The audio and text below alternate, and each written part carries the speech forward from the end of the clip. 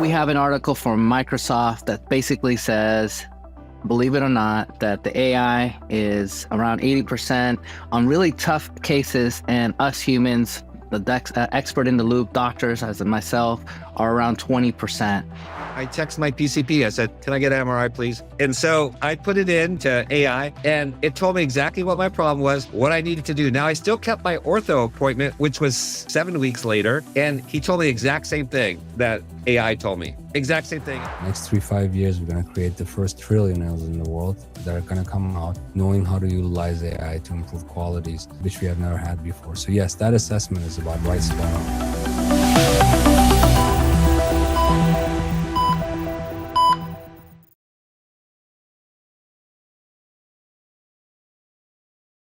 I do believe that this whole AI, and I call it concierge AI, will do to transportation, what Uber and Lyft have done. And it's totally blew it up, right? And I think we're going to see the same thing happen. It's different than Dr. Google because Dr. Google is very limited. The tech wasn't very advanced. And there was just a few people that were really into it, would show up at the physician office, and be expert in their own mind. But it was good to empower the patient. They should. I would think as a clinician that you would appreciate that. I know my wife appreciated when they had some knowledge of what was happening. So I think the game it's different. So, a quick analogy, and I know it's not the same as medical at all, but in terms of, the whole framework, I'm not a programmer, and I think you've already talked about Junaid, where you could go in, and we all know these stories where someone doesn't know any programming, and within an hour, they could program something that used to take a year. And so it's just an amazing tool. We all know the power. We've been talking about it. Everybody knows. Fundamentally, we have an article from Microsoft that basically says, believe it or not, that the AI is around 80% on really tough cases, and us humans, the expert in the loop, doctors, as in myself, are around 20%. Right off the cuff, I know that doctors around the world are saying, you know what, is this a textbook presentation? Because if it is, of course it's going to get it right. And the other part, my data scientists around the world are looking at this and saying, well, this is kind of cheating, because if the AI knows about these cases ahead of time and it's trained into the data set, then obviously it's going to perform higher than the human because it already saw the case. And so it becomes really fundamental question. Is this really hype, or is this really something true science that we actually don't understand, and that it actually can make a fundamental change in medicine?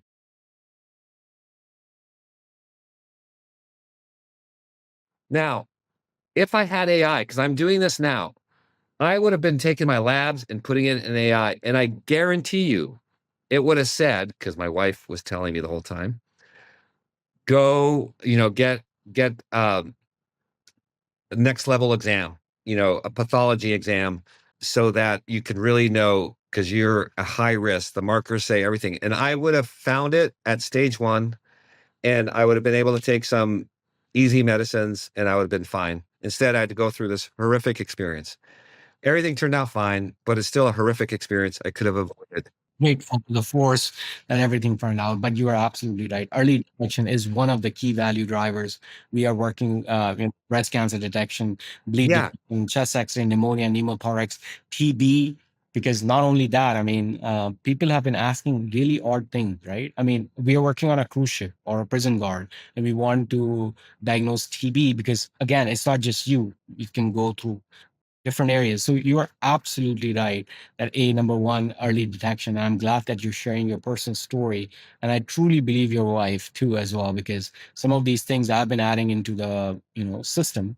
But again, we're going to talk about validity, accuracy at a later point. But Yeah. 100% agree with your point that things may have changed if you have access to more technology, and you would personally be persuaded to do early testing. So I'm going to give you 2 real examples now. That was a real example that was Personally. in the past. I'm going to give you going forward. So I noticed in my annual physical exam, which was July, Mhm. that I had a marker for liver that seemed to be going up. And so my PCP, she's not concerned, but having gone through that prostate process, I said, I want to do another lab a month later. And so I saw an increase. I did another lab a month later. She's like, I'm not concerned. Now it's at the top limit. I'm like, no, I've been down this road before. I put it into, my AI, and it's like, you need to see a nephrologist. You need to go take care of this. So I contact the nephrologist. It's December before my appointment. Do you think I'm going to wait to December when everything is telling me, hey, go get this checked out? I'm not. So that's another example where traditional medicine, best practice, I can't get access and I'm going to get sick. All right. And I'm going to have cancer or something. So I'm not.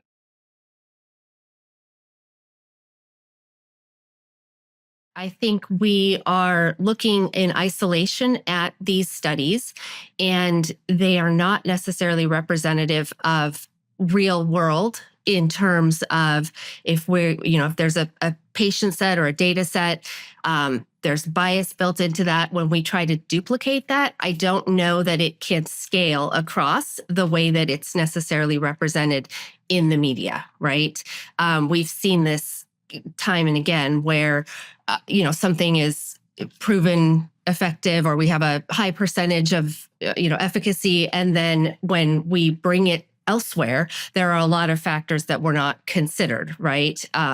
Just so many variables that I think being able to really take this and fulfill that vision that I think a lot of people have when they're reading, articles like this and getting excited about it is, I think we're a little far off from that. Another reason why we haven't experienced the full potential of AI and other digital capabilities is the payment system is a laggard. And as long as you have that gap, that's another gap, right?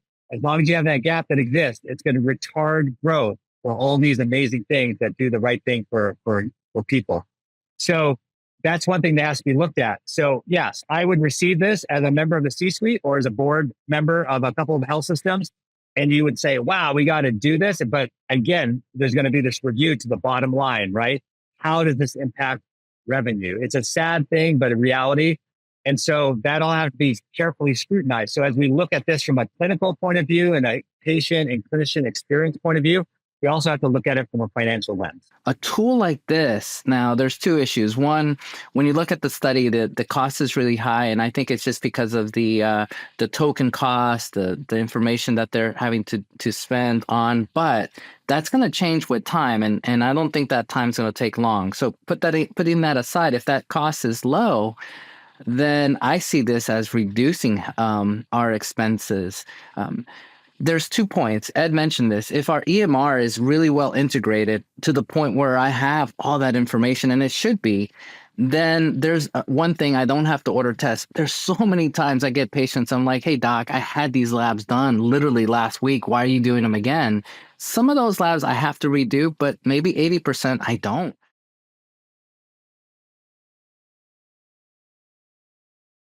Out of that group, we started the doctor movement about 14, 15 years ago. And today it's spanning about 163 countries.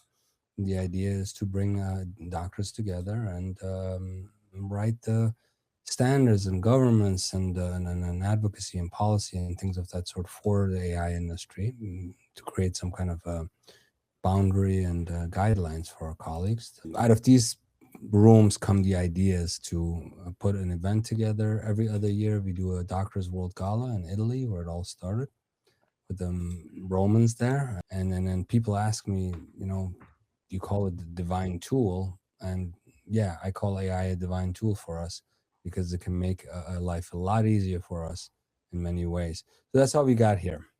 Amazing story. And again, people see that this conference came about, as he suggested, Dr. Shah. It took 15 to 20 years. And with predictive analysis now, the dentists are going to be your best friends. So dentists and medical doctors really need to integrate now and create a much better, it's our duty as doctors to utilize the tools that are available in the marketplace to improve the quality of patient life, regardless of our personal opinions and lack of action thereof. You have to seek these solutions. Now, the medical doctors know things that we don't know, and we know things that you guys don't know.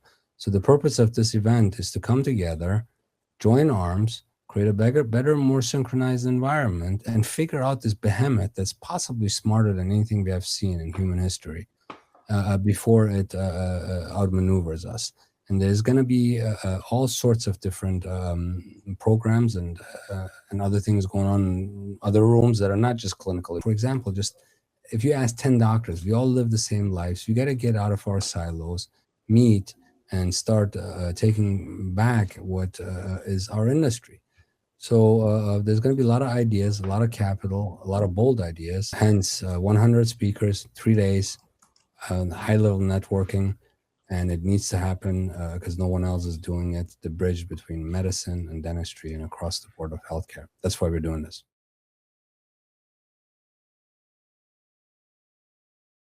Today, you may judge AI and say it's crap, but make sure that you are using the best AI out there. Test it out so that when you judge, you're judging from the best model that's out there.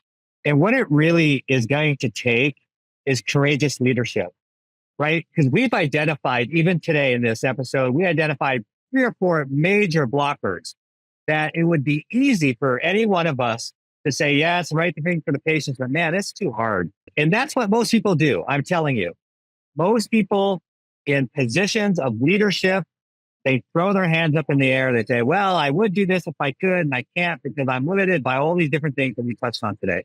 But it's a bunch of BS, right? We know it. I know the 4 of us know it. You got to go out there and make stuff happen. You got to be a courageous leader. And I think that's going to be a common theme that we're going to keep having to come back to. It's like, take these ideas and make something happen. Work with founders, take risks. Don't worry about your freaking job.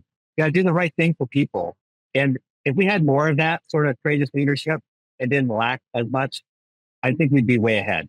So let's all go out there and just do the right thing. We got the technology. Technology is not the issue. The brilliant people doing brilliant things. We just got to make it happen from a leadership perspective.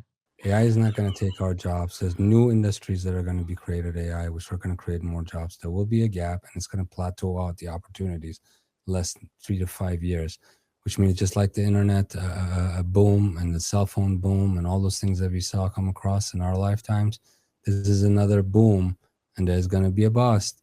And when the time comes and it all levels out and the opportunities disappear, all those pessimists are going to be, when you look at the internet, you drop the internet today, they couldn't go back to the quality of life of the 60s. AI is here to stay. Those smart ones are going to use it to outcompete the ones that are sitting around and are scared or waiting or pessimistic about the situation. It's the hottest topic out there. It is here to stay. Next 3-5 years, we're going to create the first trillionaires in the world that are going to come out knowing how to utilize AI to improve qualities, which we have never had before. So yes, that assessment is about right spot on.